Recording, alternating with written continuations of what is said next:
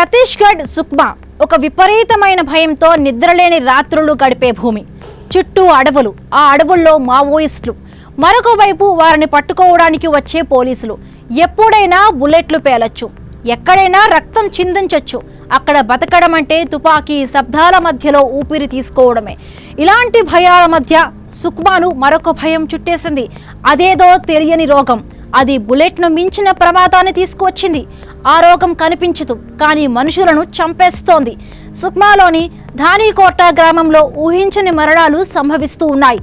ఏ రాత్రి ఎవరి ఊపిరి ఆగిపోతోందోనని భయంతో అక్కడి ప్రజలు బిక్కుబిక్కుమంటూ గడుపుతున్నారు. ధానీకోటలో 30 రోజుల వ్యవధిలో 13 మంది ప్రాణాలు కోల్పోయారు.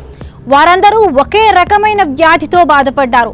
మొదట దగ్గొచ్చింది, ఆ తరువాత ఛాతీ నొప్పి, ఆ వెంటనే ఊపిరి తీసుకోవడం కష్టమైంది. కొన్ని రోజులకు పూర్తిగా శ్వాస ఆగిపోయింది. వీరంతా ఎందుకు చనిపోతున్నారు? ఈ వ్యాధి ఏంటి? ఈ రోగం ఎక్కడి నుండి వచ్చింది?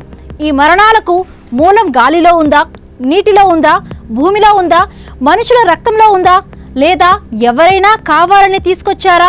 ఏమో, ఎవ్వరికీ తెలియదు. కేవలం వృద్ధులకు మాత్రమే కాదు, యువకులకు, పిల్లలకు కూడా ఈ మిస్టరీ వ్యాధి సోకుతోంది. అందుకే దగ్గు మొదలైందంటే చాలు కొన్ని కుటుంబాలు మరణాన్ని ముందే ఊహించుకుంటున్నాయి.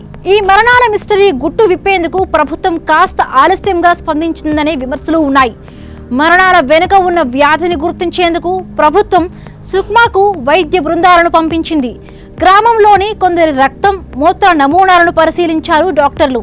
అయితే ఇది కేవలం సీజనల్ వ్యాధే కావచ్చని డాక్టర్లు అంటున్నారు. మహువా పూల సేకరణ సమయంలో గ్రామస్తులు అడవుల్లో ఎక్కువ సమయం గడిపేవారని, అక్కడ తీవ్రమైన గాలులు, వాతావరణ మార్పులతో పాటు డీహైడ్రేషన్ కారణంగా అస్వస్థతకు గురై కొన్ని సందర్భాల్లో చనిపోతున్నారని చెబుతున్నారు.